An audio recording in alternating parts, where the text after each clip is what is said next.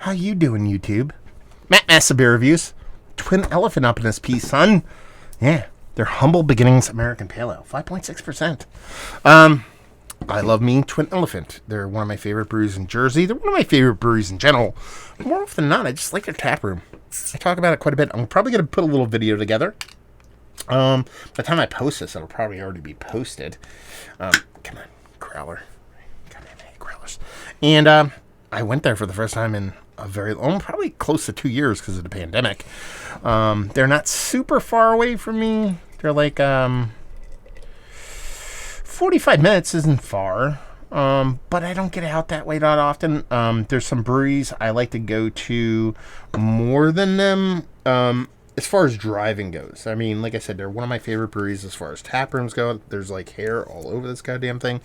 But in order to get to this brewery, I have to drive on Route 80, like highway the whole way. It's like Route 80 to 287 or whatever it is.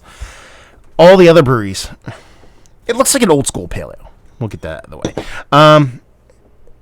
All the other breweries that are 45 minutes away from me are like back roads in the middle of nowhere. I like to drive. I have a car that is suitable for driving down windy back roads.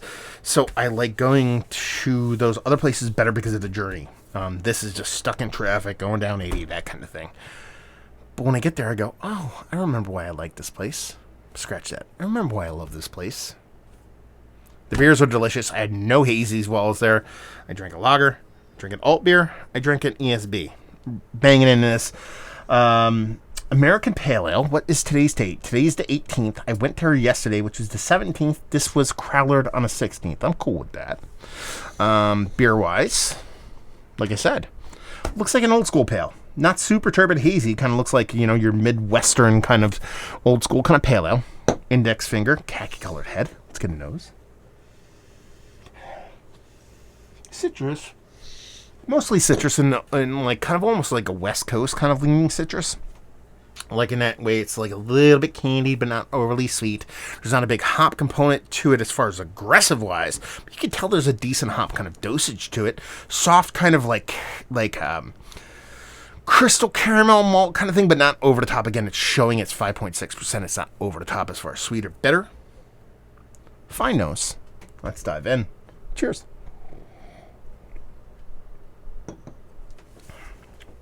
Yeah, that's a West Coast Pale Ale. Oh, I don't want to say that. It's a new school, old school, East Coast Pale Ale. And by that I mean the Pale Ale that the breweries like Fiddlehead, Lawson's, Alchemist, when they were making their Pale Ales, and their Pale Ales were like, you know, they made their Heady, they made their Second Fiddle, they made their Sip of Sunshine. This is the Pale Ale they made when they were making those beers originally, you know, like in the mid-aughts kind of thing. Because it doesn't come off as a new school kind of hazy. But it doesn't come off as old school IPA because there is a softness to it. There's a richness to it. There's a density and haziness to it. This does not qualify as a hazy IPA in today's standards, but you know, backtrack 15 years, they're like, what's wrong with your beer? Why does it look like this? That's how hazy it would be back then. And it brings this nice kind of candied, kind of almost marmalade kind of citrus kind of thing going along with it. You know, a little bit of orange, a little bit of grapefruit, a little bit of pineapple.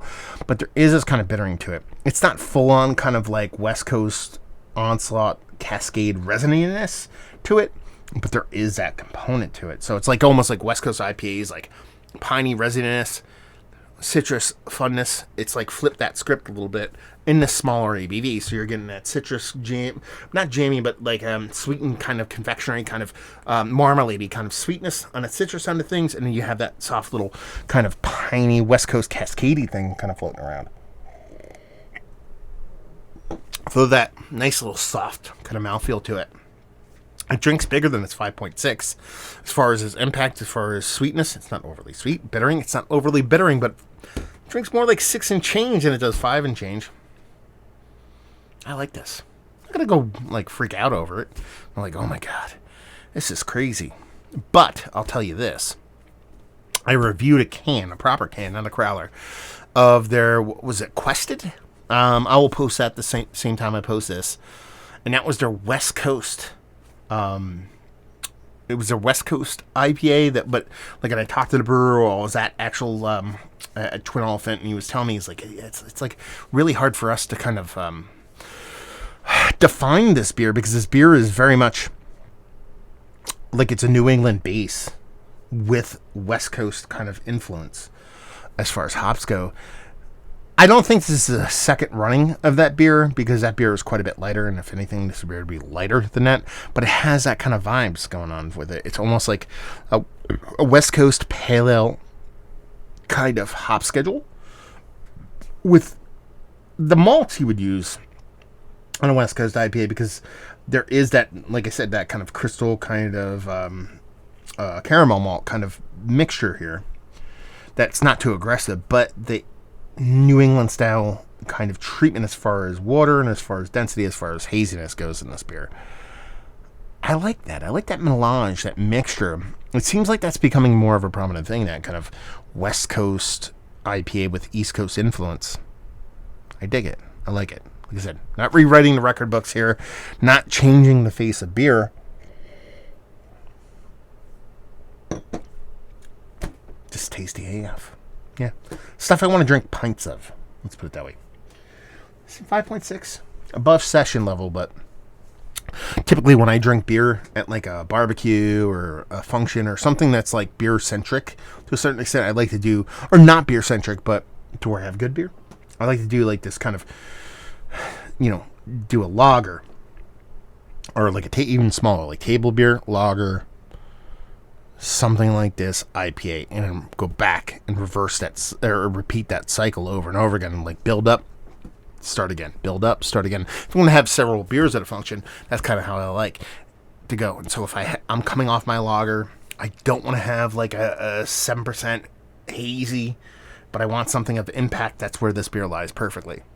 So in that drinking session, it would be great. Is this one of the better American Pale Ales I've had? It's in the conversation. It's not, I wouldn't even put it like bouncing up against Mount Rushmore scents, but I like it. This thing is going to get crushed. I dig it. Good beer. Bag availability, I want to say this is $12 to $13 a crowler. I'm fine with that. And leave you with, if you like what we like this beer. If you like what I said, I mean, that's the funny part about these, is basically if you like the things I said about this beer, then you'll like this. But no, in the grand scheme of things, if you like that kind of, if you like West Coast IPA, you like New England style IPA, but you want to take a bit and piece from each side of things and make a small crushable beer that is West Coast influence with a soft mouth. So the West Coast hopping and malt schedule with the East Coast kind of mouthfeel and the way the beer drinks. There you go. Hopefully you guys enjoyed the review. Down there if you want to talk about it. Massive Beers. If you want to check me out doing the social media stuff. If you've had this beer, please let me know. Beer Massif. Podcasting stuff. I gotta talk to the guys from Twin Elephant. I've talked to them a couple times and be like, do a podcast.